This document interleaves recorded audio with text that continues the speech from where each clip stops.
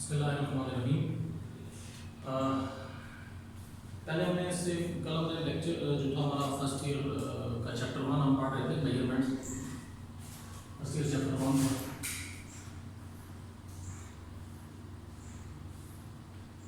Measurements, इसमें हमने पहले इंट्रोडक्शन टू फिजिक्स पढ़ा था। आज हम जो टॉपिक पढ़ रहे हैं वो है physical quantities. Physical quantities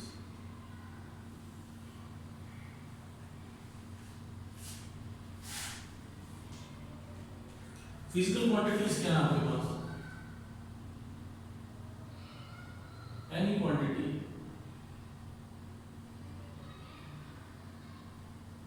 which can easily be measured। हर वो क्वांटिटी जिसको आसानी से मेजर किया जा सके, हर वो क्वांटिटी जिसको आसानी से मेजर किया जा सके उसको क्या कहेंगे? Physical quantity.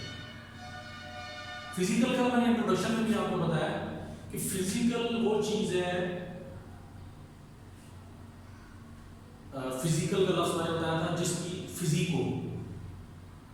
अब इसमें बहुत सारे मसले, कुछ चीजें ऐसी हैं जो आपके पास फिजिक के सामने की शक्ल में मौजूद होती है। मसलन मैं आपको एक मिसाल देता हूँ।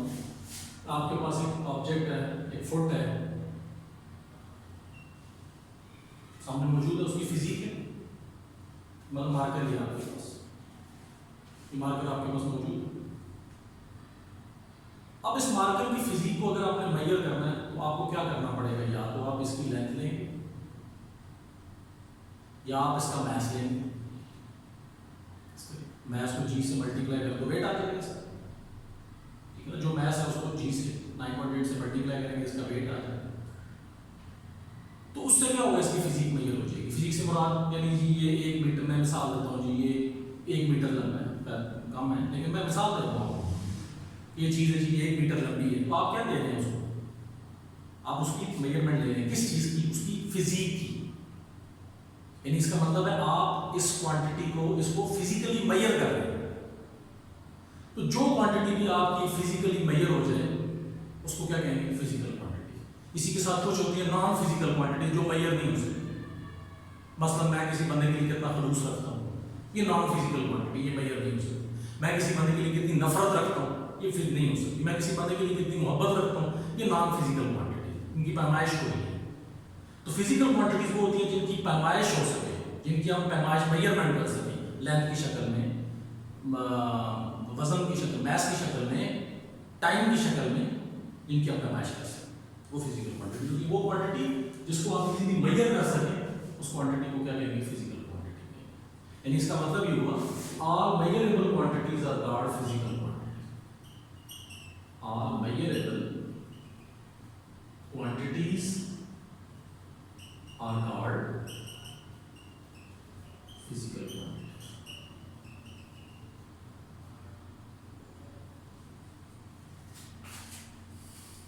ठीक होगी जी बात? अच्छा, अब एक थोड़ी सी और हम चीज पढ़ते हैं। मसलन आप पूरी फिजिक्स को अगर देखें तो पूरी फिजिक्स में अगर आप देखें तो हर सबसे जो मेजर चीज आपको नजर आएगी वो लॉज नजर आएंगे। यानी इसका मतलब है पूरी की पूरी फिजिक्स जो है वो लॉज पे बेस करती है। Physics depends upon laws। Depends upon laws, यानी laws पर डिपेंड। और अगर आप लॉ पे हैं, मिसाल के तौर पे आप समझ लें, आप कहते हैं कि मैं ग्रेविटेशनल लॉ, उसमें वो किसको डिफाइन करते हैं? ग्रेविटेशनल लॉ में क्वांटिटी आती है जिसको जी बोलते हैं, ग्रेविटेशनल कांस्टेंट, उसकी वैल्यू निकाली जाती है 6.67 into 10⁻⁻11। फर्स्ट लॉ है जी, फर्स्ट लॉ डिफाइन करता है जी मैस को। बड़ा आप आगे चल के पढ़ेंगे भी इंशाल्लाह, 9-10 में भी आपने पढ़ा होगा कि फर्स्ट लॉ डिफाइन करता है मैस को कि जी क्या है, mass is the measure of inertia. Mass की मदद से इनर्शिया की मेजरमेंट होती है। मैस की मदद से हमें पता चलता है कि कोई बॉडी चेंज को कितना अपोज करेगी। तो फर्स्ट लॉ किसको डिफाइन करता है? मैस को। सेकंड लॉ किसको डिफाइन करता है? फोर्स को। यानी इसका मतलब ये हुआ कि लॉज किस पे डिपेंड करते हैं? लॉज किसको डिफाइन कर रहे हैं? लॉज क्वांटिटीज को डिफाइन कर रहे हैं। ठीक है। laws defines and depend upon quantities, depend upon quantities। इसका मतलब क्या हुआ? Physics depends upon laws, laws depends upon quantities। तो अगर हम इनडायरेक्टली देखें तो इसका मतलब है कि physics depends upon quantity, physics depends upon these physical quantities. ये सारी की सारी फिजिक्स किस पे डिपेंड कर रहा है? फिजिकल क्वांटिटीज पे डिपेंड कर रहा है। ठीक है जी। तो इसका मतलब क्या हुआ कि सारी की सारी जो फिजिक्स है किस पे डिपेंड कर रही है? फिजिकल क्वांटिटीज पे। इसका मतलब ये हुआ, इसका मतलब ये हुआ कि आपके पास तो क्या है, देख लें कि फिजिक्स, टोटल फिजिक्स किसकी मदद से डिफाइन हो रहा है? लॉस की मदद से। लॉस किसकी मदद से डिफाइन हो रहा है? क्वांटिटीज की मदद से। तो आप ये कह सकते हैं कि पूरी की पूरी फिजिक्स जो डिफाइन हो रही है ये डिपेंड कर रहा है किस पे कर रही है? फिजिकल क्वांटिटीज पे। अच्छा, अब यहां से सवाल ये पैदा होता है कि अगर फिजिकल क्वांटिटीज पे टोटल लॉज डिपेंड कर रहे हैं, टोटल फिजिक्स डिपेंड कर रही है, तो इसका मतलब ये हुआ कि इन फिजिकल क्वांटिटीज को जब भी मेजर किया जाएगा तो इसमें इस चीज का बहुत ख्याल रखना है कि वो एक्यूरेटली मेजर होनी चाहिए। ठीक है। So physical quantities, physical quantities always measured accurately, always measured accurately। यानी फिजिकल क्वांटिटीज जो है वो हमेशा क्या होनी चाहिए? एक्यूरेटली मेजर होनी चाहिए। क्यों? कि जाहिर बात है इन्हीं क्वांटिटीज पे आपके लॉज डिपेंड कर रहे हैं, उन्हीं लॉज पे फिजिक्स डिपेंड कर रही है। इसका मतलब है ये पूरे का पूरा जो स्ट्रक्चर खड़ा है, ये सारे का सारा स्ट्रक्चर किस पे खड़ा है? इन्हीं फिजिकल क्वांटिटीज पे खड़ा है। तो इसका मतलब क्या हुआ कि फिजिकल क्वांटिटीज का सिंपल हर बात मैंने आपको मिसाल दी। दो किस्म की क्वांटिटीज हैं, फिजिकल क्वांटिटीज है, नॉन फिजिकल क्वांटिटीज है। फिजिकल क्वांटिटीज वो क्वांटिटीज हैं जिनको हम मेजर कर सकते हैं, और मेजर हम किन को कर सकते हैं? जिनका कोई वजूद होता है। क्योंकि कल मैंने आपको बताया कि फिजिक्स या फिजिकल ये बेसिकली निकले किससे हैं? फिजिक्स से। यानी वो चीज जिसकी कुछ साख्त हो, जिसका कोई वजूद हो। तो इसका मतलब है जब किसी चीज का कोई वजूद हो सकता है तो फिर उसकी क्वांटिटी, उस क्वांटिटी को हम मेजर भी कर सकते हैं। हाँ, मेजरमेंट के मुख्तलिफ पैराए हैं। किसी को लेंथ की सूरत में मेजर करेंगे, किसी को हम मास की सूरत में मेजर करेंगे, किसी क्वांटिटी को हम टाइम की सूरत में मेजर करेंगे, किसी को हम टेम्परेचर है तो उसे हम केल्विन की सूरत में मेजर करेंगे। तो इसका मतलब ये हुआ कि जरूरी है फिजिकल क्वांटिटी वो क्वांटिटी होती है जो कि फिजिकली आपकी मेजर हो सकती है, जिसका फिजिकल वजूद होता है, जिसकी फिजिक होती है और जिसको हम मेजर कर सकते हैं। तो इसका मतलब है कोई क्वांटिटी फिजिकल क्वांटिटी होगी जो इजीली मेजर हो सकती है। इसका मतलब है जितनी मेजरेबल क्वांटिटीज है वो सारी की सारी क्या कहलाएंगी? Physical quantities कहलाएंगी। और फिर मैंने इसको बताया, आपको मैंने बताया कि फिजिक्स किस पे डिपेंड करता है? लॉज पे। लॉज किस पे डिपेंड करते हैं? लॉज डिफाइन करते हैं और डिपेंड करते हैं। ठीक है, सारे लॉज आप देखें तो किसी न किसी क्वांटिटी को डिफाइन करते हुए नजर आएंगे। इसका मतलब है लॉ आपका किस पे डिपेंड करता है? क्वांटिटीज पे। तो फिजिक्स लॉज पे डिपेंड करती है, लॉज क्वांटिटीज पे डिपेंड करता है। तो हम कह सकते हैं कि पूरी की पूरी फिजिक्स आपकी किस पे डिपेंड कर रही है? फिजिकल क्वांटिटीज पे। अब जब सारी फिजिक्स और सारी लॉज अगर फिजिकल क्वांटिटीज पे डिपेंड कर रहे हैं तो इसका मतलब ये हुआ कि फिर उन क्वांटिटीज में हमें किसी किस्म की गलती की गुंजाइश नहीं है उनकी मेजरमेंट में, क्योंकि फिजिकल क्वांटिटीज को हमने मेजरमेंट करनी है। तो जब भी उन्हें मेजर करना है तो फिर हमें क्या करना होगा? एक्यूरेटली मेजर करना होगा। अच्छा, अब यहां पे फिजिकल क्वांटिटीज की मेजरमेंट के लिए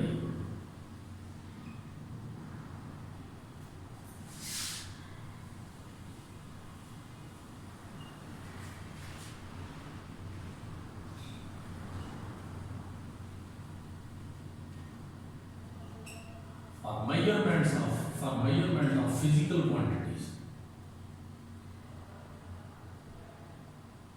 दो चीजों की जरूरत है। There are two requirements. There are two requirements. Number one, magnitude.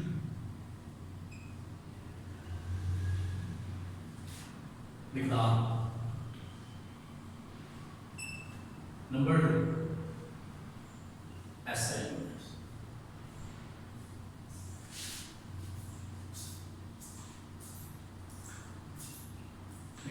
दूसरा SI यूनिट्स। मिसाल के तौर पे body has length 10 मीटर, ये 10 क्या है? मैग्नीट्यूड। ये मीटर क्या है आपका? Unit.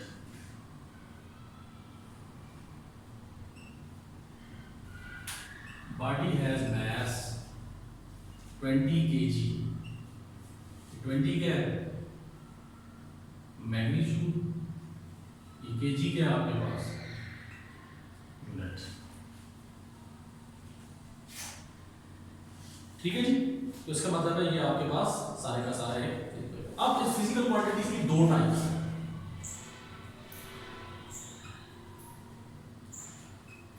Physical quantities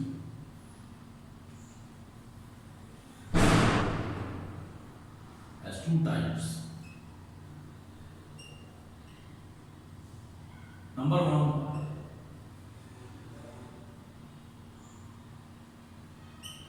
base quantities. Number 2, derived quantities. Now base quantities, number 2, derived quantities. Base बुनियादी,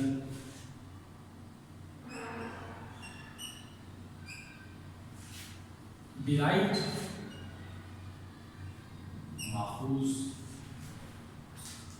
बुनियादी इनको फंडामेंटल क्वांटिटीज भी कहते हैं। बेस क्वांटिटीज को फंडामेंटल क्वांटिटी भी कहते हैं। बुनियादी का मतलब क्या हुआ?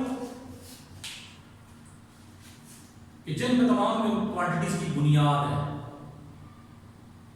जिन पे तमाम क्वांटिटीज की बुनियाद है, जिन पे बाकी तमाम क्वांटिटीज डिपेंड कर रही है और जो खुद किसी पे डिपेंड नहीं कर रही।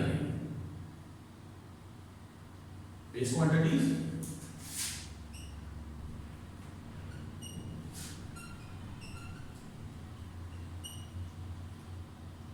मैंने क्या बताया?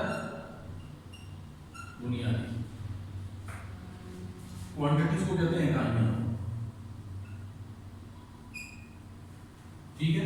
और ये फिजिकल क्वांटिटीज जो है इसको उर्दू में कहते हैं तबई मिकदारें।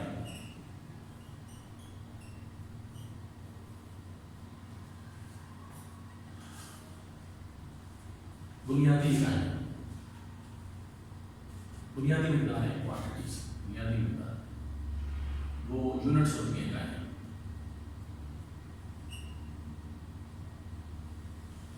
बुनियादी मिकदार यानी इसका मतलब है these quantities are foundation of our quantities.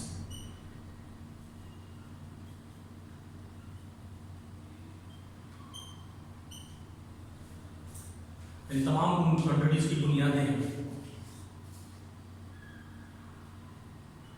Does not depend upon any other quantity, does not depend upon any other quantity, जो किसी दूसरी क्वांटिटी पे डिपेंड नहीं करती, बल्कि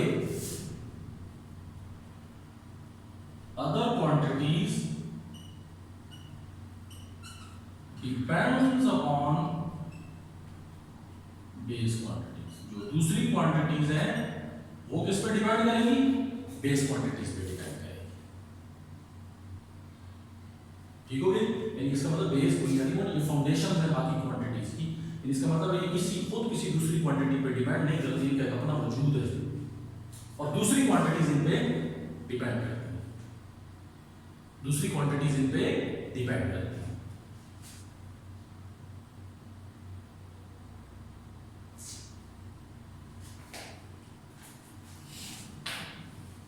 ये टोटल आपके पास 7 बेस क्वांटिटी, 7 बेस क्वांटिटीज है आपके पास, 7 बेस क्वांटिटीज, 7 बेस क्वांटिटीज है आपके पास।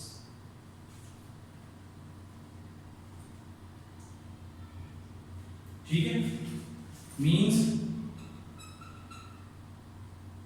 इसका मतलब अगर आपके पास 7 बेस यूनिट्स होंगे, अगर 7 बेस क्वांटिटीज हैं तो फिर आपके पास 7 बेस यूनिट्स होंगी आपके पास, यानी 7 क्वांटिटीज हैं तो 7 ही उनकी यूनिट्स भी होंगी, तो बेस क्वांटिटीज हैं तो उनकी यूनिट्स क्या कहलाएंगी, बेस यूनिट्स कहलाएंगी,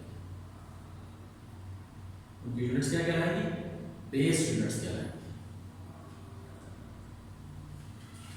इसका टेबल क्या बना लेते हैं,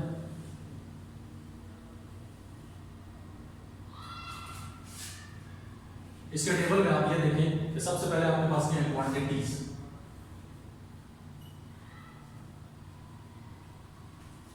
क्वांटिटीज होगी, क्वांटिटीज में आपके पास आ गई यूनिट्स आ गए, क्वांटिटीज कौन कौन सी क्वांटिटीज है, नंबर 1 लेंथ,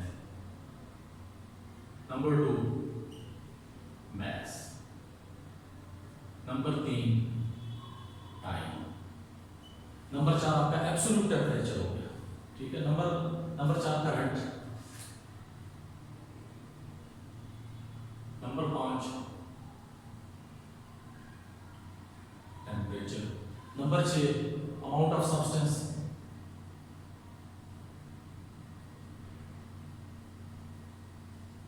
अमाउंट ऑफ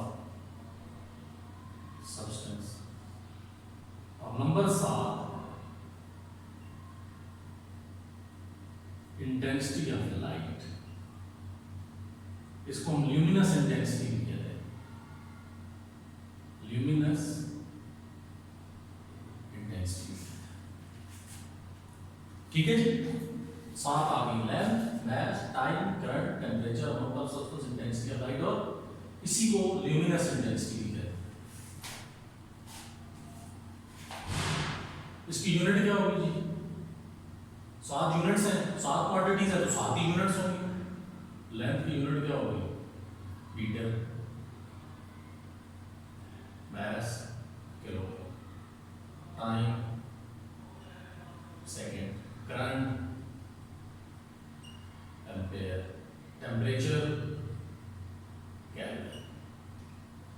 अच्छा एक चीज याद रखनी है, जो केल्विन टेम्परेचर होता है इसको एब्सोल्यूट टेम्परेचर भी कहते हैं, और जो केल्विन स्केल होता है इसको एब्सोल्यूट स्केल भी कहते हैं। केल्विन का 3 स्केल है ना, सेंटीग्रेड, फारेनहाइट, केल्विन। केल्विन मतलब होता है इसको, इस टेम्परेचर को एब्सोल्यूट, अगर किसी जगह लिखा जाए एब्सोल्यूट टेम्परेचर तो समझ जाए वो आपका केल्विन में, और स्केल जो होता है absolute scale, that is kelvin scale. Amount of substance, mole, intensity of light, candela, ये कैंडेला कैंडल से निकले मोमबत्ती, पहले जो ना कि लाइट किसके बराबर, 1 मोमबत्ती बराबर, 2 मोमबत्ती बराबर, तो ये आपके पास कैंडल से निकला है, कैंडेला, लाइट कैंडल की फॉर्म में थी ना पहले, तो ये कैंडल वहां से निकला है, कैंडेला।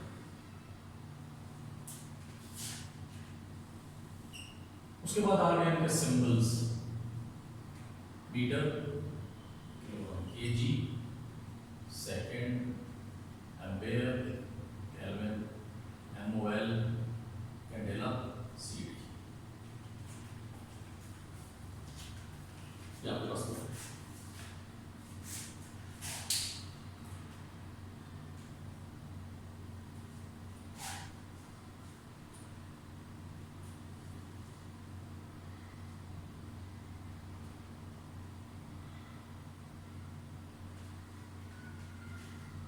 अब यहां से सवाल, एक चीज यहां पे एक सवाल पैदा होता है कि अगर बेस क्वांटिटी किसी दूसरी क्वांटिटी पे डिपेंड नहीं करती बल्कि दूसरी क्वांटिटीज पे डिपेंड करती है, तो फिर सवाल ये पैदा होता है कि इस बेस क्वांटिटी का वजूद कहां से आया,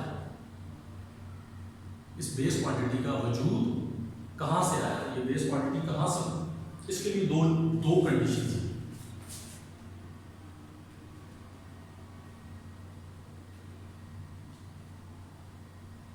base quantity, number 1 choice of standard,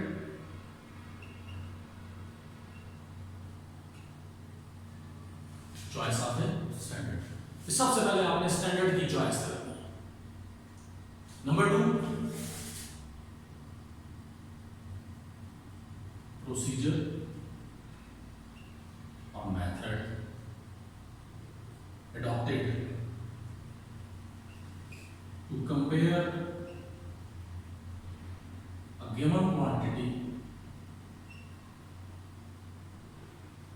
with the standard. हम क्या कर सकें, अपनी जो गिवन क्वांटिटी है उसको स्टैंडर्ड के साथ कंपेयर कर सकें। तो पहला काम आपका चॉइस ऑफ स्टैंडर्ड, स्टैंडर्ड की चॉइस। अब स्टैंडर्ड किस तरह चॉइस करें, शुरू से तरतीब चलती। पहले आपने 9-10 में पढ़ा होगा कि international bureau of weight and measure में एक राड पड़ी है जी, उस राड के ऊपर दो लगात, दो पॉइंट्स के दरमियान का जो फासला है वो आपका क्या कहलाएगा, 1 मीटर।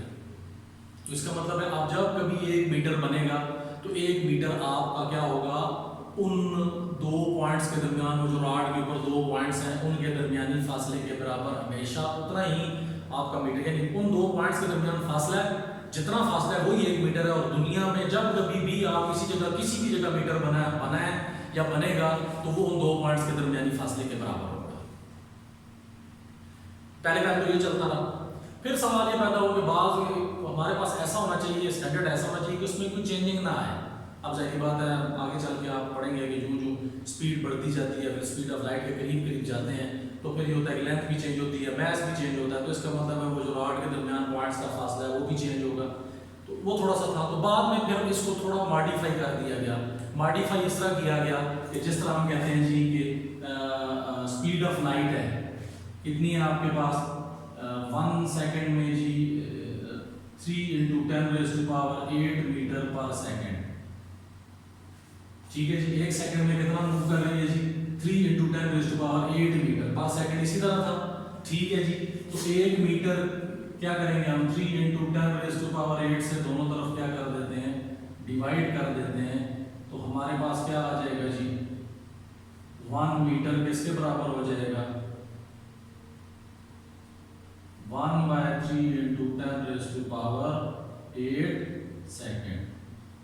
यानी इसका मतलब ये हुआ कि सेकंड के 1/3 × 10⁸ हिस्से में जो डिस्टेंस कवर होगा उसको क्या कहा जाएगा, 1 मीटर कहा जाएगा। अब इसका फायदा ये है कि आप स्पेस में जाएं, जमीन पे रहें, स्पीड आपकी ज्यादा हो, स्पीड आपकी कम हो, तो ये इसमें किसी किस्म का कोई चेंजिंग नहीं आता। वो भी ठीक था, यानी आज तक तो वो भी ठीक है। लेकिन जो जो साइंस एडवांस होती जा रही है, आपके पास क्या होता जा रहा है, आपके पास जाहिर बात है आप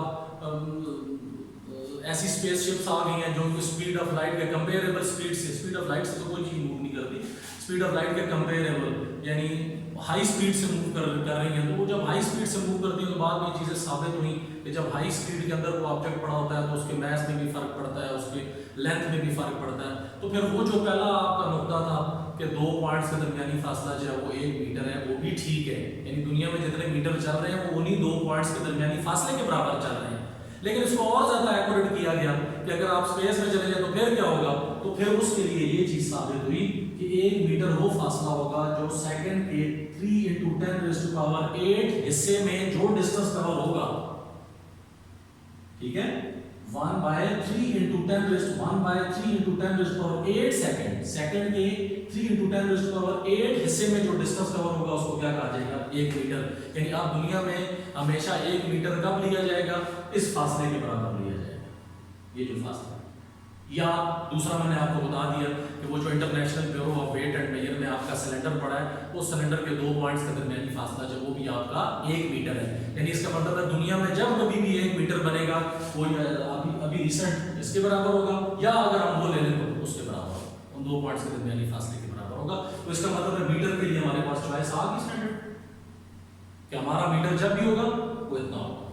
इसी तरह मैस जी किलोग्राम, वही प्लाटिनियम इरिडियम सिलेंडर आपका जो उधर उसी international bureau of weight and measure में उस रॉड के साथ एक सिलेंडर पड़ा है, वो भी प्लाटिनियम इरिडियम का है, रॉड भी प्लाटिनियम इरिडियम का था, वो सिलेंडर भी प्लाटिनियम इरिडियम का है। वो जो प्लाटिनियम इरिडियम का जो सिलेंडर उस international bureau of weight and measure में पड़ा है, उसका जो वजन है वो 1 किलोग्राम है। दुनिया में जब कभी भी आपने 1 किलोग्राम वजन लेना है तो आपका वो जो पेरिस में international bureau of weight and measure में सिलेंडर पड़ा है, उस सिलेंडर के बराबर आपका वजन होना चाहिए। ये स्टिल अभी तक यही चल रहा है, ठीक है जी। तो इसका मतलब है ये आपका स्टैंडर्ड की चॉइस है, ठीक होगी जी बात। इसी तरह सेकंड के लिए जी दिन का 86,400 ऐसा जो होगा वो 1 सेकंड होगा। इसी तरह फिर अभी जो रिसेंट आ गया वो सीजियम की वाइब्रेशंस है, वो वाइब्रेशन मेरे एग्जैक्ट ज़हन में नहीं है, ठीक है, तो ये आपके पास यानी स्टैंडर्ड। सबसे पहली चीज जब आपने कोई फिजिकल क्वांटिटी मेजर करना है तो उसके लिए आपके पास एक स्टैंडर्ड मौजूद है, उस वक्त फिर आप उस स्टैंडर्ड की आपने चॉइस करनी है जिसके साथ आपने अपनी जिससे आपने अपनी क्वांटिटी को मेजर करना है। तो सबसे पहला काम चॉइस ऑफ ए स्टैंडर्ड है, यानी आप अपने स्टैंडर्ड की चॉइस करें कि जिसके साथ आप अपनी क्वांटिटी को कंपेयर करेंगे कि मेरी क्वांटिटी अगर इतनी हो तो 1 मीटर होगी, इतनी हो तो 1 किलोग्राम होगी, इतना वजन हो, इतनी लेंथ हो तो 1 मीटर होगी जी। उस स्टैंडर्ड के मुताबिक, उस स्टैंडर्ड की जितनी लेंथ है तो मेरी क्वांटिटी इतनी होगी तो 1 मीटर होगी। उस स्टैंडर्ड का जितना वजन है मेरी क्वांटिटी उतनी होगी तो 1 किलोग्राम होगा।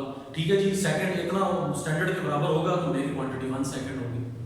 ठीक है जी बात। उसके बाद दूसरा तरीका का कि ऐसा प्रोसीजर अडॉप्ट करना कि जिससे आप अपनी क्वांटिटी को स्टैंडर्ड के साथ कंपेयर कर सके। मसलन अब सिलेंडर जो 1 किलोग्राम का है वो पेरिस में पड़ा है, मैंने यहाँ 1 किलोग्राम मेजर करना है, तो मुझे क्या फायदा है उसका? चॉइस तो मैंने कर ली यहाँ बैठ के जी, वो पेरिस में सिलेंडर के बराबर 1 किलोग्राम का वजन होगा। जब कभी मैंने 1 किलोग्राम लेना है तो मेरा वो प्लाटिनियम इरिडियम के सिलेंडर के बराबर वजन होना चाहिए। अब लेकिन तरीका कार क्या है कि मेरे पास, मैं अगर अपनी क्वांटिटी को किस तरह मेजर करूंगा, तो फिर इसका ये तरीका कार बनाया गया कि उस सिलेंडर के मुताबिक, उस सिलेंडर के वजन के मुताबिक बहुत सारे सिलेंडर बना के मुल्कों में भेजे गए, मुल्कों से आगे शहरों में गए, शहरों से आगे देहातों में गए, देहातों से आगे जगह जगह पहुंच गए। अब जिस जगह आपने किलोग्राम आपको चाहिए, आपको वहां पे लोकली किलोग्राम का वो पत्थर अवेलेबल होगा। किलोग्राम चीज नापनी है, ठीक है जी, आपको इधर किलोग्राम रखा, इस तरफ वजन रखा, बराबर हो गया। 2 किलोग्राम नापने, 2 किलोग्राम रखा।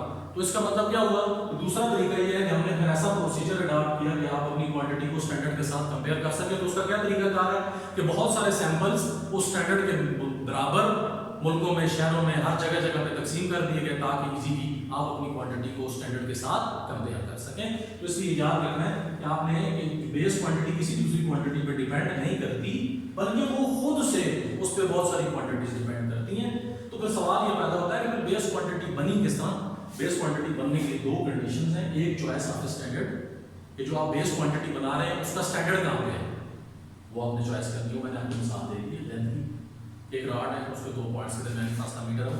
ये सन 1800 के एरिया में कुछ इसको महसूस कर दिया गया। फिर बाद में थोड़ा सा उसको मॉडिफाई किया कि जाहिर बात है सारा वैक्यूम जो एडवांसमेंट आ रही है तो चेंजिंग से जाहिर बात है तो ऐसा स्टैंडर्ड होना चाहिए जो चेंज ना है। और एक्यूरेट करने के लिए फिर ये कहा गया 1 मीटर वो फासला होगा जो 1/3 × 10⁻⁴ 1 सेकंड में जो डिस्टेंस कवर होगा वो 1 मीटर होगा। जब कभी 1 मीटर बनाया जाएगा वो इसके बराबर होगा। और वैसे भी अगर वो पुराना भी चल रहा है, हमारे पास जितने मीटर्स अवेलेबल हैं वो उसी रॉड के 2 पॉइंट्स के दरमियानी फासले के बराबर है। तो हमारा चॉइस होगी ये 1 मीटर है जी, या वो 2 पॉइंट्स के दरमियानी फासला 1 मीटर है। अब जब कभी हम स्टैंडर्ड मीटर बनाएंगे वो उनके बराबर होगा, चॉइस होगी। दूसरा तरीका, दूसरी चीज क्या है कि आपके पास कौन सा ऐसा मेथड है कि आप अपनी क्वांटिटी को स्टैंडर्ड के साथ कंपेयर कर सकें। उसका तरीकाकार क्या है? उसका तरीकाकार यही है कि उन स्टैंडर्ड्स के बराबर की चीजें बना के मुल्कों में, शहरों में, जगह जगह पे फेंक दी कि जब कभी आपने क्वांटिटी मेजर करनी है, ठीक है, तो आपके पास स्टैंडर्ड आपको लोकली अवेलेबल हो, आप इसीलिए इस क्वांटिटी को मेजर कर सकें। अब यहां से सवाल पैदा होता है कि स्टैंडर्ड कैसा होना चाहिए? कंडीशंस फॉर स्टैंडर्ड, 2 कंडीशंस हैं। एक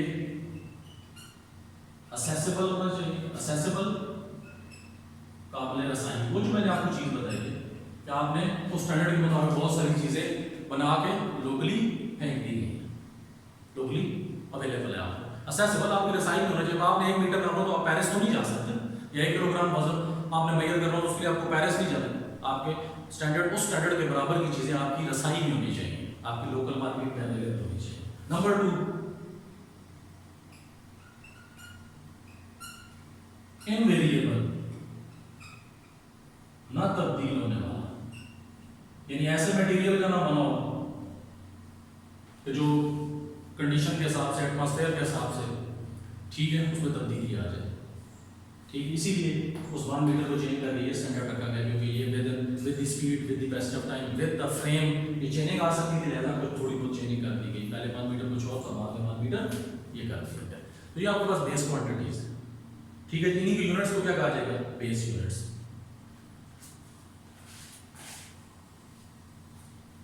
अब इसके साथ दूसरी नंबर 2, डिराइव्ड यूनिट्स।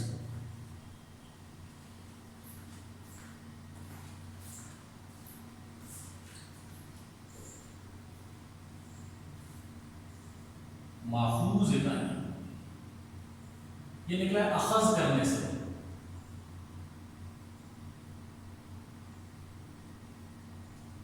अखज करना यानी किसी चीज में से किसी हम कहते हैं उसकी बातों से मैंने ये नतीजा अखज किया, यानी उसकी बातों में से मैंने ये नतीजा निकाला। अखज करना किसी चीज में से कोई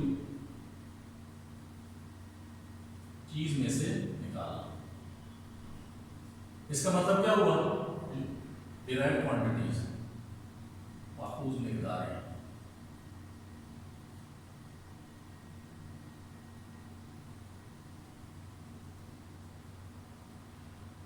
Quantities derived from base quantities. Quantities derived from base quantity. ऐसी quantities जो बेस में से निकाली जाए, अखज की जाए, जो बुनियादी मिकदारों में से अखज की जाए या निकाली जाए। ठीक है, बेस क्वांटिटी डिराइव फ्रॉम ऐसी क्वांटिटी जो खुद से कुछ भी ना हो। एमनो इंडिपेंडेंट वेरिएबल, एमनो इंडिपेंडेंट वेरिएबल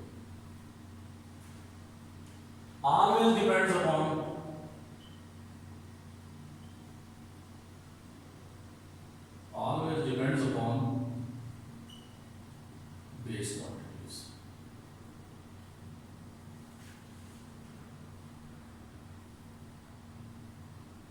ठीक है, have no specific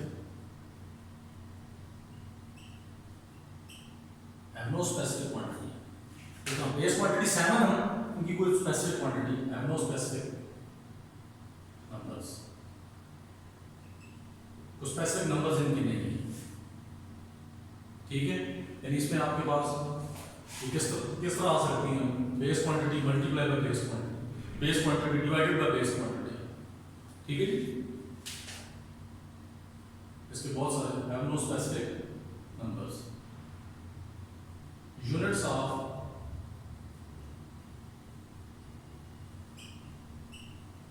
derived quantities are called derived units। तो डिराइव्ड क्वांटिटीज की यूनिट्स हमने क्या कहा जाएगा? Derived units. ठीक है जी, ये किस तरह आ सकती हैं? Base quantity multiply by base quantity,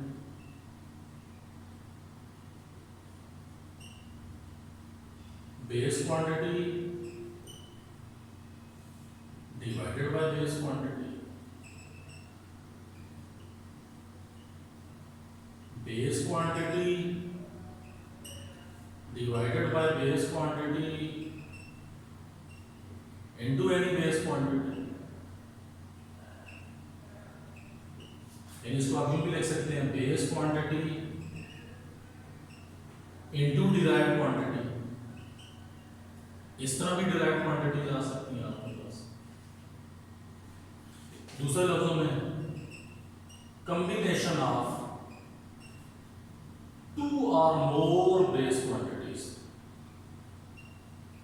two or more base quantity, दो या दो से ज्यादा बेस क्वांटिटीज का कॉम्बिनेशन। मसलन मैं आपको मिसाल देता हूँ, वेलोसिटी बहुत सा आसान, distance over time. Distance basically length ही है ना, तो क्या हो जाएगी जी? मीटर पर सेकंड। ये भी बेस है, ये भी बेस है, डिवीजन करने से आ गई। ठीक होगी बात। इसी तरह आपके पास फोर्स हो सकती है, मास इनटू एक्सेलरेशन। मास क्या? Mass into velocity over time. ये देखो जी, बेस बेस डिराइव्ड। ये क्या बना? मीटर। ये क्या बन गया जी आपके पास? मास का केजी, मीटर पर सेकेंड स्क्वायर। 1 2 3 4, ये आपके पास डिराइव्ड क्वांटिटीज आ गई। तो डिराइव्ड क्वांटिटीज वो क्वांटिटीज जो कि डिपेंड ही किस पे करती हैं? बेस क्वांटिटीज पर डिपेंड करती हैं, उनकी अलग से कोई हैसियत नहीं है। ठीक है जी।